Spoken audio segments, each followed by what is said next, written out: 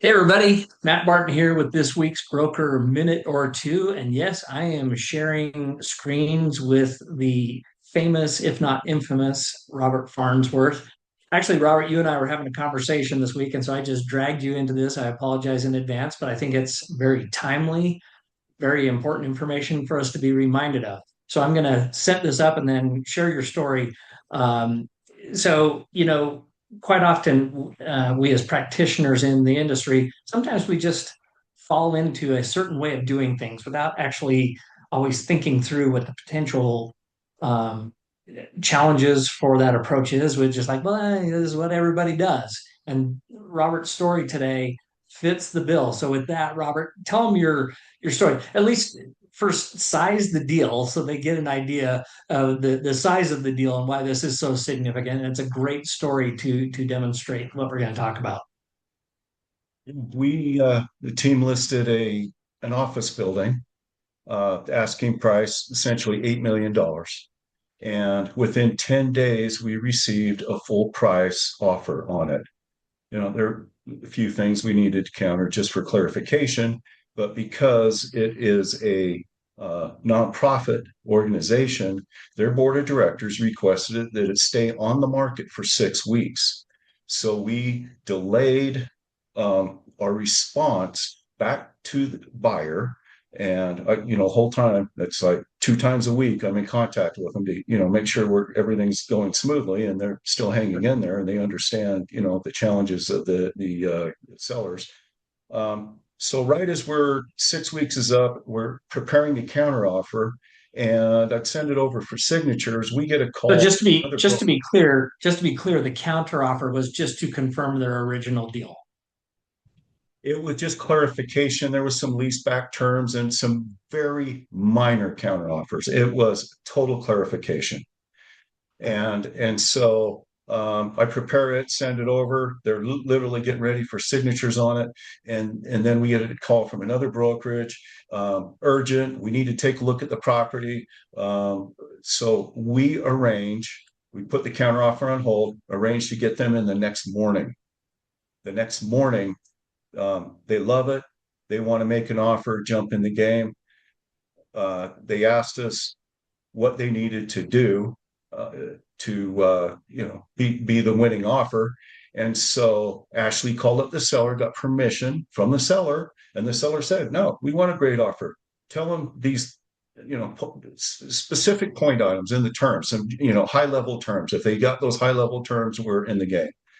So Ashley did that. We get an offer. The offer is $250,000 over list price. It has shorter due diligence period. It cleans up some of the lease back provisions that we needed and stuff for the tenant. And it is an amazing offer. You could not ask for a better offer.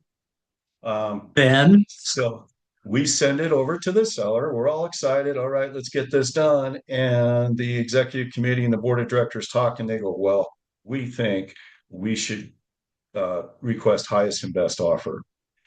When they did that, Randy said, "Well, I think they just gave us our best offer." And so the executive committee decided, no, it's nonprofit. We need to do that. Let's go out. So it's their decision. They go out. We request it. And the deadline is today at 5 o'clock. At 4 o'clock yesterday, we get an email from buyer number two, which offer is $250,000 higher, that they were rescinding their offer because they did not want to be part of uh, competing offers. They did not don't want to game go down us. that game. Yeah. Exactly. They gave us a great offer. They told us, we called you, we asked you what it was going to take. You know, you relayed this information from your seller. We gave you even better than that. And they were totally discouraged. They went away. It cost the seller $250,000. So today we're going back to offer number one. I've already done it, and we've sent them a clarification counter offer, the one that I prepared 10 days ago that didn't get signed. And we've now sent that out for buyer one and their acceptance. Yeah, so not a horrible day, but the point's well taken, right? And what I wanted, why I appreciate you sharing that is that's on a much larger scale than we deal with in a typical residential setting, but the concept's the same. And so you guys, please take this real life example happening in real time. I think we owe it to our clients, right? We have this fiduciary of reasonable care. That's a big umbrella term. And what it means is we have to point out the potentialities. We shouldn't get, just get commission breath when they say something like, well, maybe I should troll a little bit more. If somebody has come in and offered substantially more than their list price, I think we owe it to our clients to be like, hey, listen, from real world experience, right? Whether you've had this personally or not, now you have Robert's story. Don't share the details, but we experience this in our company. And I owe it to you as your agent to tell you there's a risk, and it's a very real risk. And the way this usually plays out when it manifests itself is it's so offensive to somebody who's been operating in good faith and is paying more than the list price. And they went the extra step to ask you what it would take to win the day, and they met and exceeded that. And then you came back. What's the phrase we use, our accountants use, Robert? Pigs get fat and hogs get slaughtered. Well, It's deals are slaughtered. the same way. Yeah, deals are the same way. And I think we owe it to our clients to tell them, can they do it? For sure. But we owe it to them to be like, hey, listen, I want to make sure I'm telling you this well in advance, because if you want to go down this path and insist on it, there's at least a 10, 15, whatever. There's at least a probable chance that they could get offended and walk away, and you lose that gain that you potentially had in your pocket. So, Robert, I appreciate you taking the time to share that with us. I hope you guys, as agents, take this seriously. Do a good job for your clients. Explain to them that when somebody's come in above list price, you can try and squeeze a couple more drops out, but you also run the risk of losing the entire great deal that you had in the hand at the time. So, with that, I hope you guys have a great week, and we'll talk with you soon.